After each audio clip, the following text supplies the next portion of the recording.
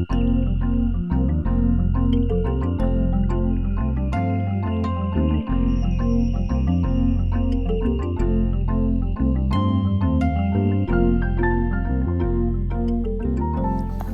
while everyone comes up, we'll tell you a little bit about at least our approach to the multidisciplinary team. We meet every Monday morning. We have anywhere from 8 to maybe as many as 12 or 13 people in a room. And really, everybody that needs to be discussed, every patient that has an issue gets discussed at that meeting with at least our Cedars group, because it's here. So who do we discuss? We discuss new diagnoses, anybody that's new to our program. We discuss people who've had a change in their course. You know, say for example, a new spot showed up, new symptoms showed up or something like that, and the person who identified it brings it to the group to discuss it.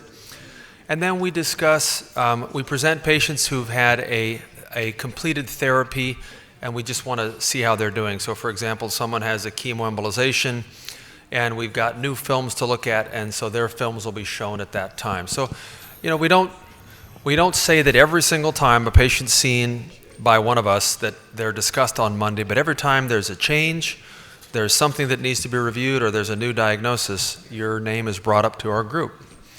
So I've tried to stall to let everybody grab their seat.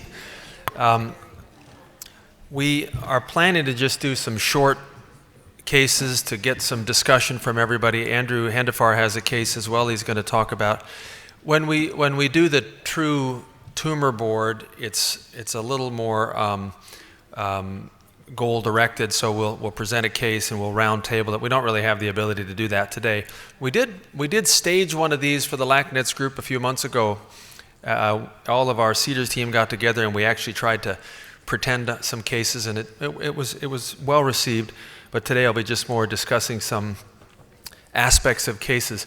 I think everyone on the panel has spoken today except the two people in the middle, Dr. Marc Friedman and Dr. Gabriel Lipshutz, and they are our interventional radiology experts here at Cedars-Sinai. Marc Friedman, many of you know for a long, long time. He's done a tremendous amount of work on probably most people in the room.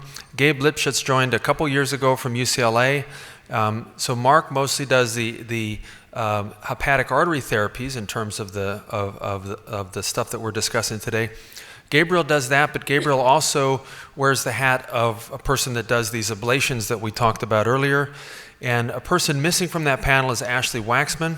Ashley's got some things going on, but never fear, Gabe covers for him as well. He wears that hat very well. So we're going to start with a case, 70-year-old female. And you know, obviously the disease course is very long. This isn't meant to be mysterious. There's no guessing here. We're just going to try to ask questions about what you think and how we should manage it. And we have, 15, 20 minutes. 70-year-old female had radioembolization in 2003 prior to coming to Cedars for a metastatic midgut, and then had a very complicated recurrence pattern where there was involvement of the mesentery and underwent a pancreatic duodenectomy, a right hemicolectomy, back in 2005. Over the next several years, fairly slow disease course, things would show up in the liver, and she was on sandostatin that whole time. Things might show up in the liver, and she had percutaneous ablation by Dr. Waxman, a laparoscopic ablation in my case, and we have a new scan that we wanted to discuss and just bring to the group in terms of what they would do. And this is an example where we would say, I would tell this person's name, the story, and I would say, here's why I'm presenting her, because there's a new problem and I'd need advice from the group on what we should do. Maybe we can pause for a second before going to the next slide. Is this the right treatment? We've gone through this 7-year course of things popping up every year or two. Not really symptomatic, well controlled in terms of symptoms, a lot of diarrhea because of the Whipple and other things.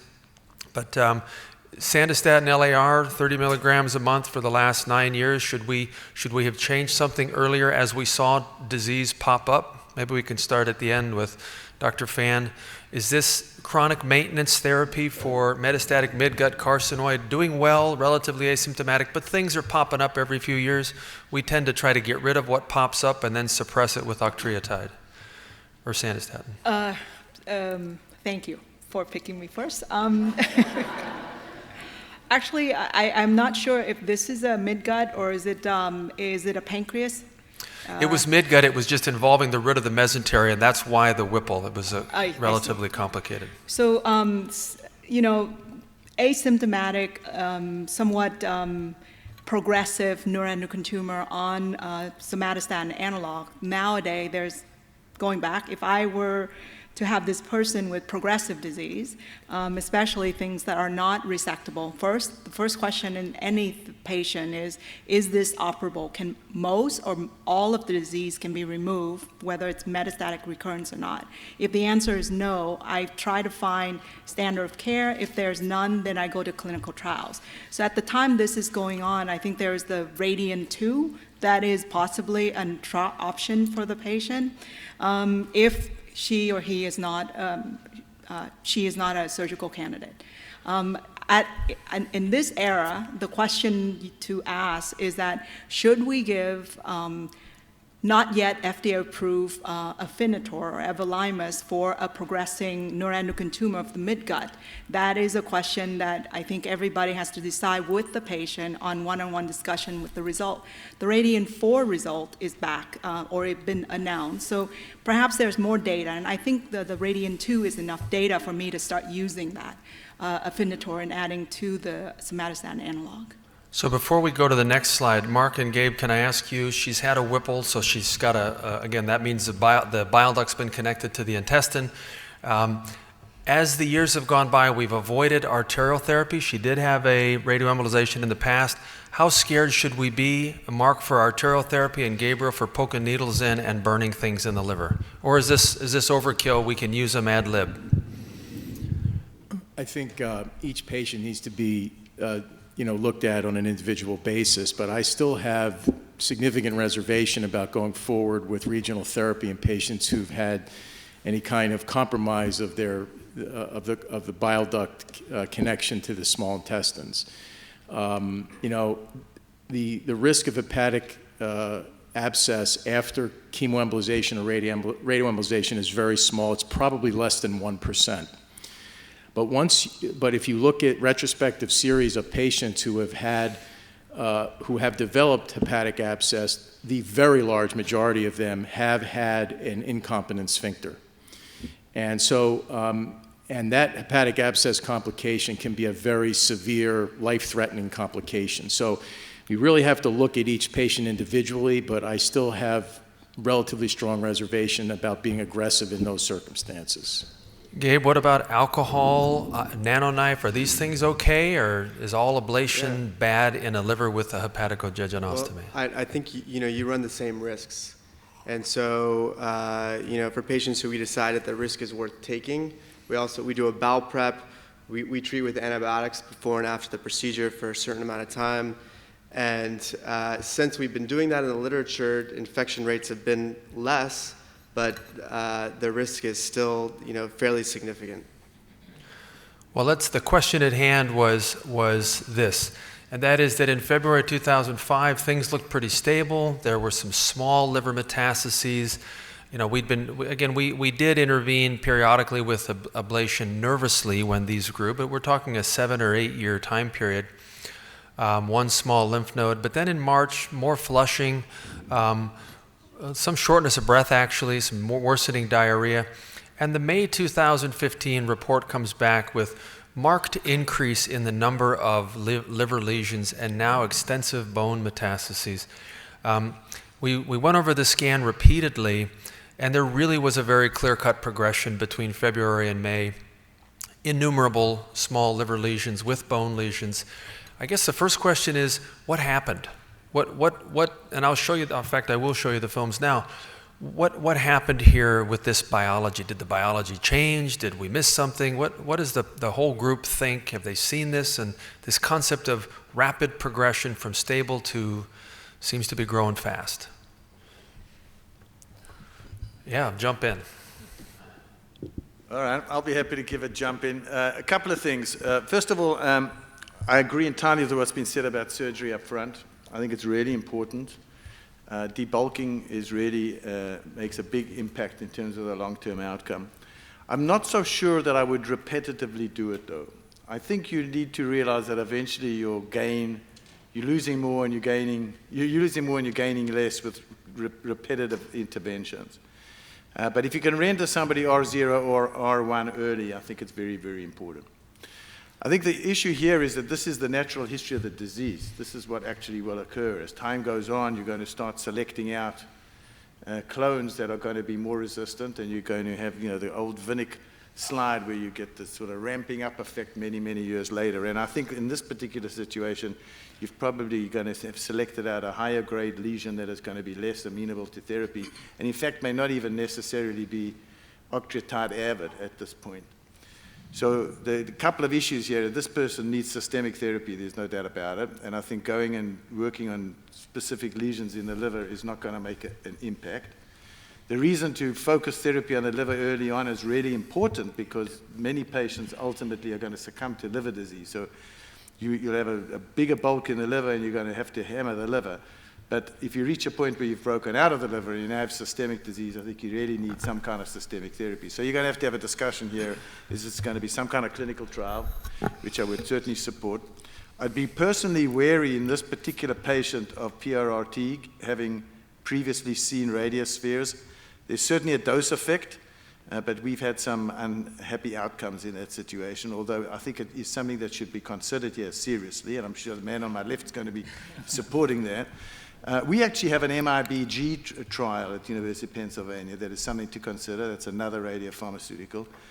But something needs to be done at this situation. So I think you've reached a point now where you've got to go global. Yeah. If I may have a comment. In order to answer your questions, there are things can be done in understanding the pathophysiology that we're dealing with. What we do is combination of F18, FDG, PET CT, as well as either gallium or arterial scan, mostly gallium. And we are, in some of these patients, we see, for instance, that a previously negative FDG PET CT scan becomes positive in certain areas. That tells us that the tumor is becoming more aggressive and confirms our sort of a guess that these tumors, they are changing their behavior actually. At this point, obviously, the patient is progressing, is not responding to the prior therapies. Systemic therapy is definitely an indication because of the bone lesions, because of other new lesions that you're seeing. And regarding previously treated patients with SIRT, of course, depending on the number of procedures, still we can guesstimate in terms of the dose that liver has received, and based on that, essentially justify the PRRT. I don't think it's this patient, necessarily there is an absolute contraindication for PRRT. I think PRRT needs to be considered at this point as well. So we've got PRRT, we've got Dr. Phan, midgut, but we're in trouble. What would you do? Outside of a trial, with the available drugs right now? Well, I think at this point you ask yourself if the patient has symptoms or not. Yeah, a lot of flushing and actually worsening pulmonary issues as well from the heart, cardiac. So remember, I said that the two goals of treatment of patient with advanced disease is symptoms control and disease control. Both of these are not controlled at the moment. So if you can add an agent that actually potentially can treat both the symptoms and the disease, I think that is the ideal thing. So this person is on somatostatin analog. In the sub-study of the RADIAN-3, there is actually some benefit of adding Afinitor to somatostatin analog to improve symptoms control as well. So it is something that, again, I would probably do at this time. The only question is that looking at the Ki-67 and a mitotic figure, what if that was 20? That's actually more of an interesting question, is that it's 20 or more, it becomes high-grade neuroendocrine tumor, regardless of the primary site. So then you have to question whether somatostatin analog, TKI, are they adequately treating the patient or not? And we did a biopsy, and in fact, as you pointed out, it had changed quite a bit from the one a few years ago, a much higher Ki-67 and mitotic count. So, well, let's... Here are the two biopsies side by side, but I don't want to get stuck on this case, so we'll move on to another case. Any other comments from the panel? Is this, by the way, the expectation that a person who's 5, 6, 7 years with stable disease, do they unfortunately have to always be worried that their next scan might show this? Is there a way to predict this? Is there a way to not select out these clones? Immunotherapy, what's the role of that? I mean, maybe it's not here yet. Is there anything we can do? Or do we just get scans month to month and hope that's not our turn?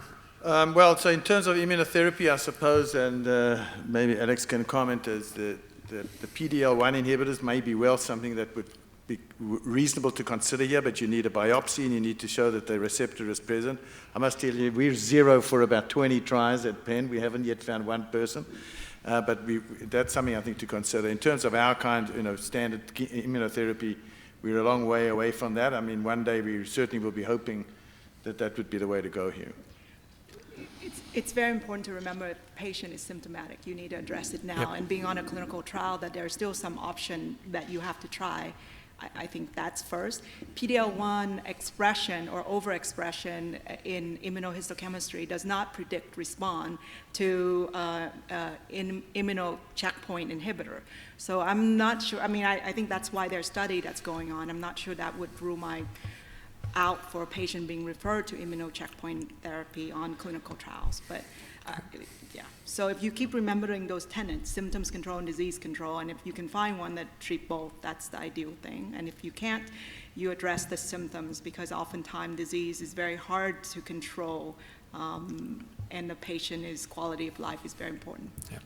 So in response to our question about the markers of prognosis, for small bowel carcinoma, really not a lot of great marker other than the clinical markers such as grade and stage. But for pancreatic, there are a few experimental markers, even including somatic mutations that are sort of in development. But for small bowel carcinoma, there really has not been a clear molecular marker to predict the natural history of the tumor. All right, let's move to another case. Get Dr. Amersi involved. 63-year-old male, abdominal pain, diarrhea, flushing, a lot of stuff going on. Liver masses, a mass seen in bowel or next to bowel on the MRI, a mesenteric mass noted, otherwise healthy. These are the scans. The scans on the left are focusing on the liver, the two different projections on the liver.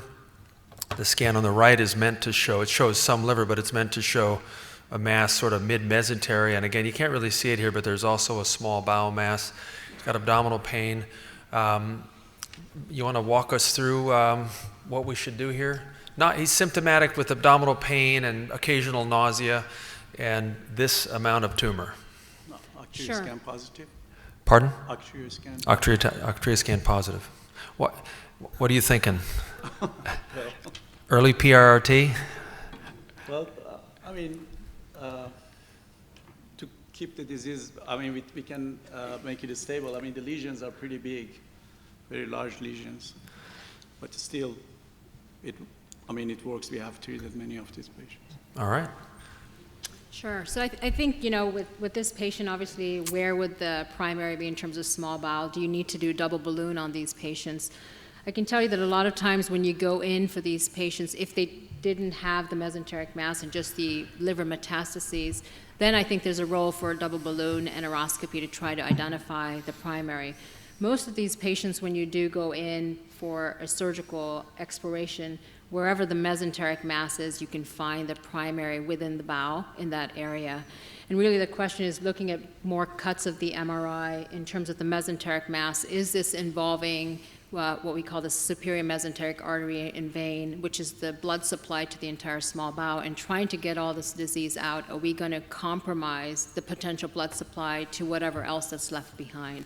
I think that's one important factor in consideration for surgery. And then more importantly, addressing it with a liver surgeon is there something that's going to be done surgically at the same time to address the liver disease, or are we going to turn it over to our intervention colleagues after surgery and do something more in terms of chemoembolization or radioembolization or other targeted therapy? I know you can't see the bowel mass, but laparoscopic, or is that mass too central and you just do this as an open case? For this, I would do it open. I would Open. not do it laparoscopic, purely because of the blood supply issue. Now, let me say, this is a great example that you've chosen here of why you need a multidisciplinary center. Because there are many ways to skin the cat here. So one option is to take out the primary and deal with the mesenteric nodes first, and go back and sort out the liver at a later stage with interventional radiology, making sure you do a chole at the same time. We have that discussion. An alternative is to go in there laparoscopically, do as much as you can in terms of the liver, sort out what you're going to do with the mesenteric nodes, and then come back at a later stage and, start off with the liver-directed therapy and then come back at a later stage and see what you're going to be doing with a surgical point of view. In terms of your scanning, you're going to, certainly in this patient, look for bony metastases and extensive disease out of the abdomen at this stage, and that may change you and make you want to go with some kind of systemic therapy. So this is a perfect example of why multidisciplinary care is everything that counts here, because there's no one right or wrong way to do this patient's therapy, and you can change, and certainly you can move as time goes, come back 6 months later and say, well, we've done X, now the problem is Y, how are we going to deal with that? So I think it's a perfect example of why a multidisciplinary approach is so important. In his case, the thought, and with this is a great point, that's how we discussed it, and there was question about which direction. The thought was that he was symptomatic from the bowel lesion, so we as a group prioritized that. Marc and Gabe, anything interventional here? Either let's take the bowel part out of the equation, because what ended up happening is a small bowel resection, but there was a question, should the liver be dealt with surgically? Should the liver be dealt with interventional radiology? Should we use PRRT or just watch it for a while? What should we do? These big, bulky tumors, kind of one-sided. Well, once these big, bulky tumors really take a hold like this, get to be this size, my experience with radioembolization is that it's not quite as effective as we'd like it to be. So I think if we were going to go on the regional therapy tack, I think chemoembolization would probably be a better way to go in this situation. I think it's doable, but if surgery is an option in the clinical setting, I got to believe that that's going to be the best way of going about it, to debulk the liver at the time or at a separate time than the other surgery is done, and then come back, and if there has to be any kind of cleanup at that time, then we can address regional therapy then. That would be my opinion on that. Gabe, what's the limit on ablation? What size would you no longer try, or is there no limit? There's no limit. Perfect. I think that you can use various strategies, and you can combine therapies. So for tumors that are bigger than 4 centimeters, ablation or chemoembolization alone tend not to be as efficacious. So you can combine the two really, and chemoembolize before and then ablate the next day or a week later. And larger tumors, you can get a pretty good response with that. So we didn't script this. I don't know that any of these people remember this case, but this is exactly the same dialogue we had in the multidisciplinary group. And ultimately, Dr. Amersi took this patient for a small bowel resection, and we felt that it was simply too much to tackle the liver at that time. It's a fairly big liver operation. After the fact, the case went to Dr. Friedman, who said, if you can do something surgically, that's going to put us miles ahead. So one of the videos we skipped over this morning was removal of that large lesion through kind of a parenchymal preserving approach. So that's just the pathology. It's a low grade. Let's move to his new scan. So this is now after 2 operations, which both he recovered quite well from. Little bit of disease left in the liver, both lobes, 1 centimeter, 2 centimeters, asymptomatic at this point in time. Again, this is midgut. As far as we know, all the bowel, there's no other metastases, just some small disease left in the liver. What should we do, if anything? Now, I will tell you, just to add a bit, this was about 9 months after the surgery, and he was actually starting to become symptomatic. He was having a little bit more diarrhea and flushing at this point in time. So we have to do something, and he's already on his Sandostatin LAR. And this is all the disease we know of. What's the best way to tackle this small leftover disease bilobar in the liver? Andrew? I mean, one thing that I would consider is that the clinical course doesn't seem typical. It seems to be rapidly progressing clinically, and I would probably want better imaging. Maybe this is the kind of patient you might get a gallium-68 to get more information. All right. Still costs money. They're not covered yet. Any other thoughts? Marc, radioembo, chemoembo, it's not very big disease, but he's symptomatic. Yeah. At this point, based upon the carcinoid syndrome that you're describing, I think regional therapy would be an option at this point, and I would choose radioembolization because there's not that much disease, number one. Number two, it's much easier to tolerate for most patients, radioembolization. It's outpatient, so I think in that setting, if the decision is made that something needs to be done, that's what I think would be the way to go. Dr. Delpassand, where does PRRT fit? Let's any course in this illness, Sure. Where does it fit? Number one, I agree with Andrew regarding doing a more sensitive test. For a patient with this course, with those large lesions and essentially progressive disease, I won't be surprised that a diagnostic test like gallium shows more lesions at this point, or more lesions as our typical structural imaging modalities are showing. And and you mentioned that the artery scan has been positive. Of course, depending on how positive is that and how intense these tumors are expressing somatostatin receptors, I think PRRT is an option for this patient. Would you choose, again, just because you mentioned earlier, the wheels were turning, you were wondering about doing it early on. Do you have a experience with bulky liver disease before any other therapy? Do they do better to have it before we've done other things to their liver? Does it matter? Actually, we have had very good responses with obviously seeing the bigger lesions initially, you feel, oh, wow, is this going to be really effective? But we have had several patients that I can tell with larger lesions, they have responded very well. And the way that the response is, we see the stabilization of the previously progressive disease for a relatively long time, and then, kind of surveillance down the road just to make sure that they are staying stable. This has been our experience. Still we can control this disease. And function, actually, for the symptoms, our experience, about 77% of the patient, they experience symptomatic relief from the therapy. A structurally objective response by RECIST criteria might not really give the whole story to us. We see, our radiologists report this as a stable disease, but really, when you see patient after 2 cycles, totally the clinic, the quality of life has changed. They say, okay, I was having flushing, 5 times a day. Now, occasionally I get it, maybe every 2 weeks. So that part, actually, we have seen very good response when they are functional.